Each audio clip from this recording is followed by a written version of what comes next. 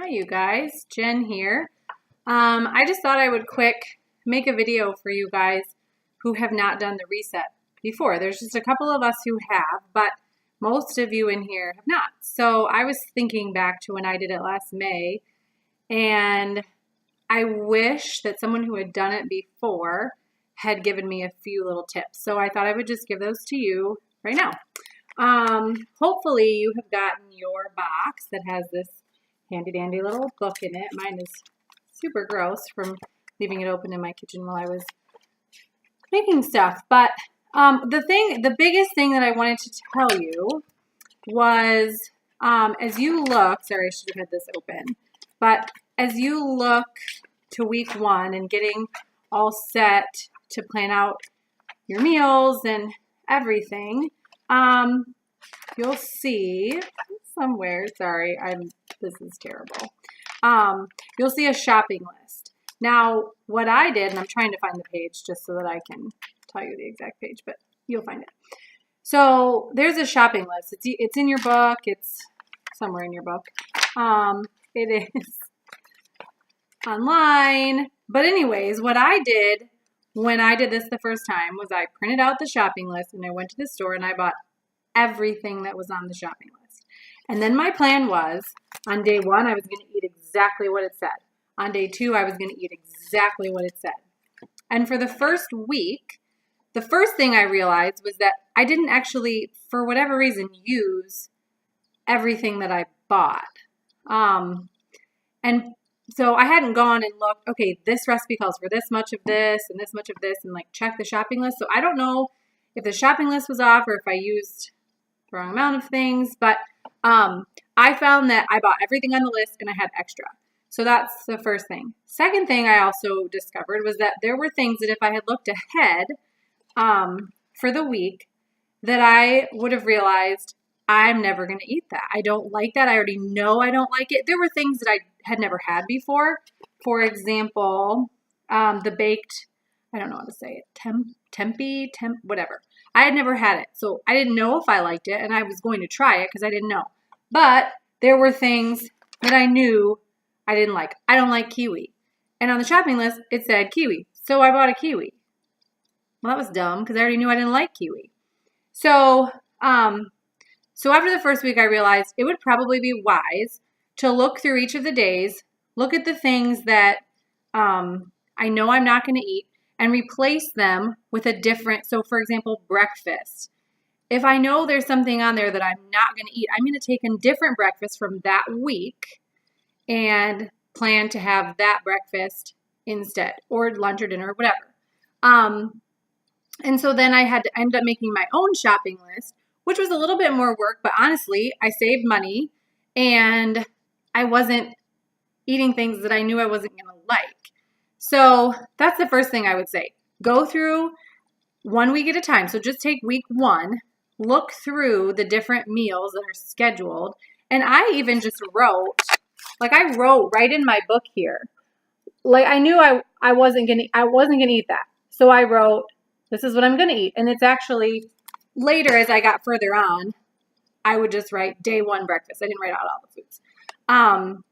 And then I took the meals I was going to eat and made my shopping list.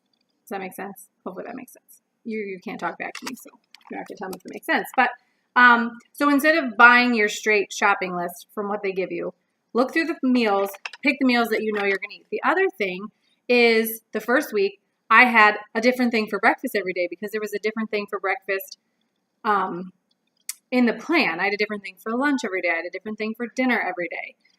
I spent so much time. I was just in the kitchen constantly that first week, and it was overwhelming, and I didn't like it. And so going on to the second week, I said, okay, I know I'm going to like this breakfast. So instead of only having that one day, I'm going to have that 3 or 4 days. I know I'm going to like these 2 lunches. So I'm just going to have those 2 lunches for the whole week. I'm not going to do 7 different lunches. And that's okay as long as you're picking meals within the week that you're currently in, if that makes sense. Same with dinners.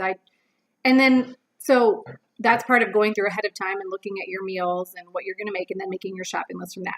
The other thing that I would recommend is is prepping them ahead of time. So my plan is next Sunday, I will have picked 2 or 3 breakfasts, 2 or 3 lunches, 2 or 3 dinners. And I'm going to make them on Sunday.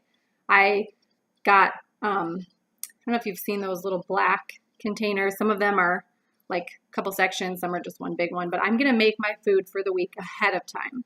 And then I'm just going to stack them all up in my fridge. And when it's time for breakfast, I'll pull it out.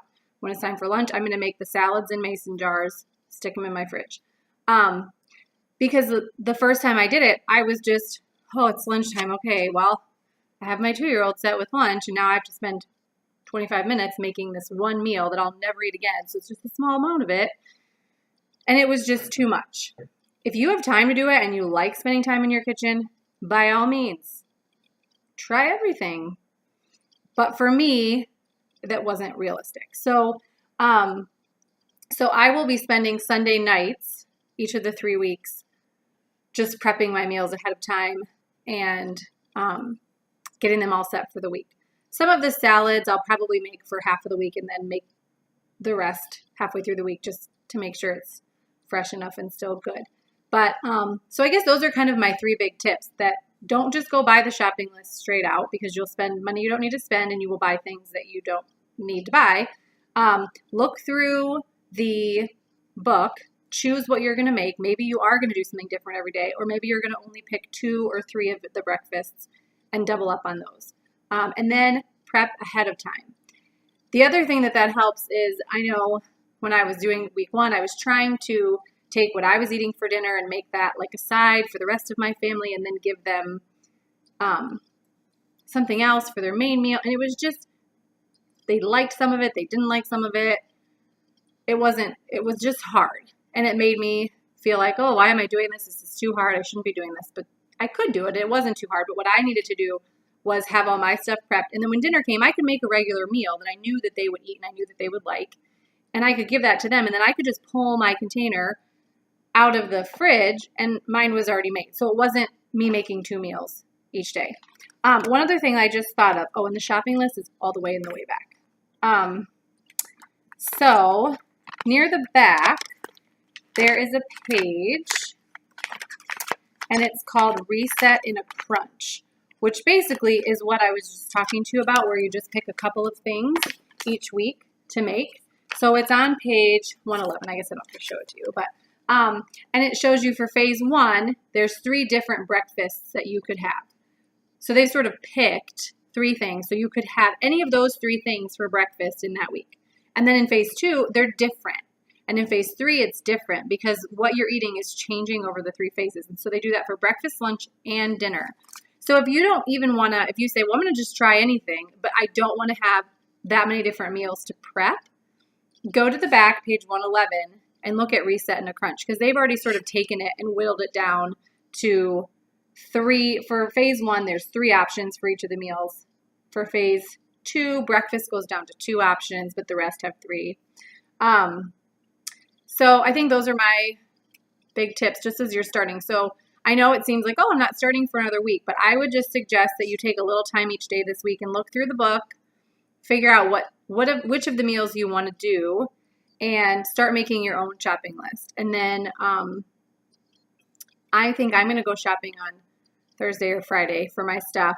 And then Sunday, I'm going to be prepping it all out. So if you have any questions, whether it's about what I just talked about or anything else as you open your box and look through all the different things, please just comment below this video, and I will do my best to answer them as quickly as I can. And really, there's a bit of a learning curve, but you can do it. I did it. Becky did it. Eve did it. I think those are the 3 in this group. Hope I'm not missing anybody that did this the last time. And we all made it through, and we're doing it again. So it's going to be a great 3 weeks. It's not going to be easy, but you're going to just feel better than you've ever felt in the end. So I'm really excited that you guys are all here. Make sure if you haven't introduced yourself to the group that you do that sometime today, just so we know who all is in here. And yeah, if you have any questions, just pop them below, and I hope you have a great Monday.